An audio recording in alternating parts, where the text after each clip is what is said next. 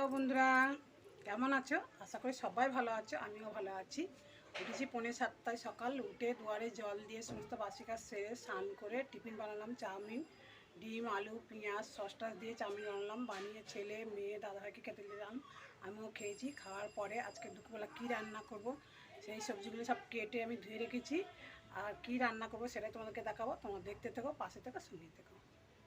চাল ধুয়ে ভাত বসিয়েছিলাম, ভাতটা ফুটে গেছে। তারপর আমি প্রথমে মাছটা ধুয়ে নিলাম। এটা হচ্ছে কাতলা মাছ।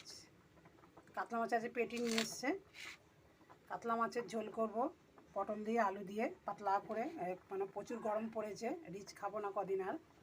কাতলা মাছটাকে আমি প্রথমে ধুয়ে নিয়েছি, দুবার করে ধুয়ে নুন হলুদ মাখিয়ে নিয়েছি। 7-8 পিস আছে। আর এই যে পটল আছে, পটল 500-600 মতন গ্রাম আছে। আমি কেটে ধুয়ে নিয়েছি পটলগুলো, 4 ভাগ করে নিয়েছি পটল। আর 3টে বড়ো সাইজের আলু ছিল, আমি কেটে ধুয়ে নিয়েছি, ধুয়ে সব রেখে দিয়েছি। আর বড়ো সাইজের একটা পেঁয়াজ আমি ধুয়ে কেটে নিয়েছি, একটা টমেটো ধুয়ে কেটে নিয়েছি। আর এখানে মশলা আছে আদা রসুন কাঁচা লঙ্কা মিক্সিতে পেস্ট করব। ভাত হয়ে গেছে, ভাত নাবে ফ্যান ঝরানো হয়ে গেছে। কড়া বসিয়ে সরষের তেলও দিয়ে দিয়েছি, তেলটা গরম হয়ে গেছে। আমি মাছগুলো ভেজে নেবো।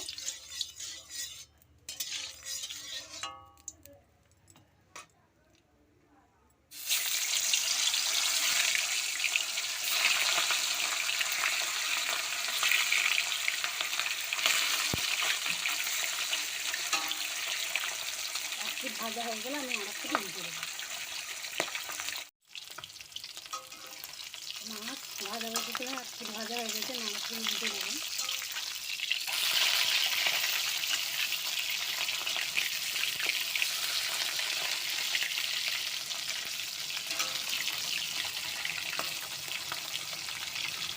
ভাজা হয়ে গেলে আমি তুলে নেবো, নিয়ে মাছগুলো ভাজা হবে। মাছগুলো ভাজা হয়ে গেছে, আমি তুলে নেবো এবারে।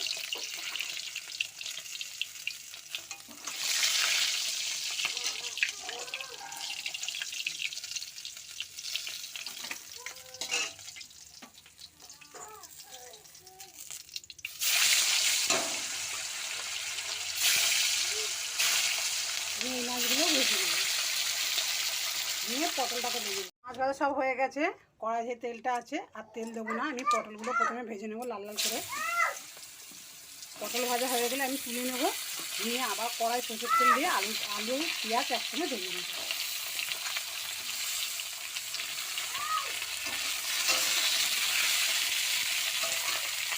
পটলটাকে ভেজে আমি তুলে নিয়েছি। কড়াই একটু সরষের তেল দেবো। সরষের তেল দিয়ে দিলাম আমি। পেঁয়াজ, টমেটো, আলু আমি একসঙ্গে ভেজে নেব। তারপরে সব মশলা দেবো।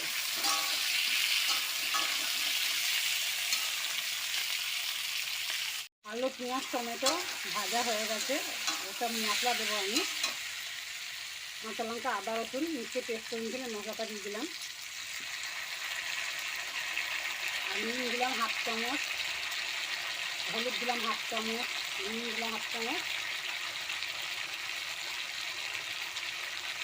ধনে গুঁড়ো 1/2 চামচ, আর জিরে গুঁড়ো 1/2 চামচ।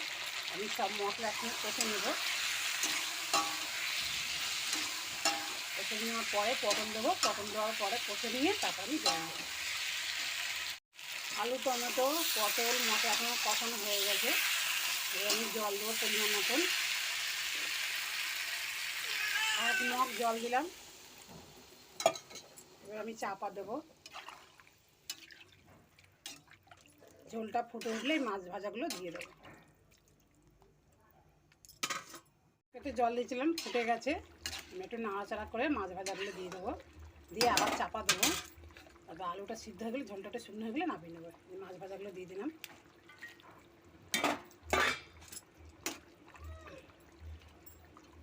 এবার ঝোলটা শুকনো হয়ে যাবে, আলুটাও সিদ্ধ হয়ে গেলে আমি নামিয়ে নেব।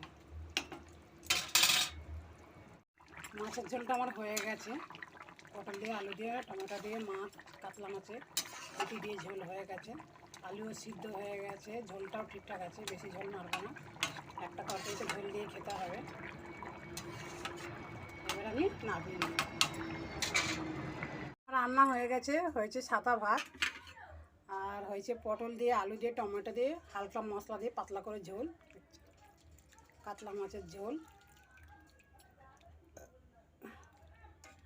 এই রান্না হয়েছে, এই খাবো। এখন ছেলে মেয়ে দাদাভাই বাড়িতে কেউ নেই, ওরা আসলে সব একসঙ্গেই খাবো। বন্ধুরা, এই গরমে কিছু খেতে ইচ্ছা করছে না, রান্না করতে ইচ্ছা করছে না, এক তরকারি ভাত করেছি, এই খাবো। আর তোমরা এইভাবে গরমে হালকা পাতলা ঝোল করে, মাছের ঝোল করে খাও। এখন রিচ খাবার যত না খাবে ততই ভালো। আর আমার ভিডিও দেখতে থেকো, পাশে থেকো, সঙ্গে থেকো, ওকে সাপোর্ট করো, আর তোমরা এভাবে রান্না করে খাও।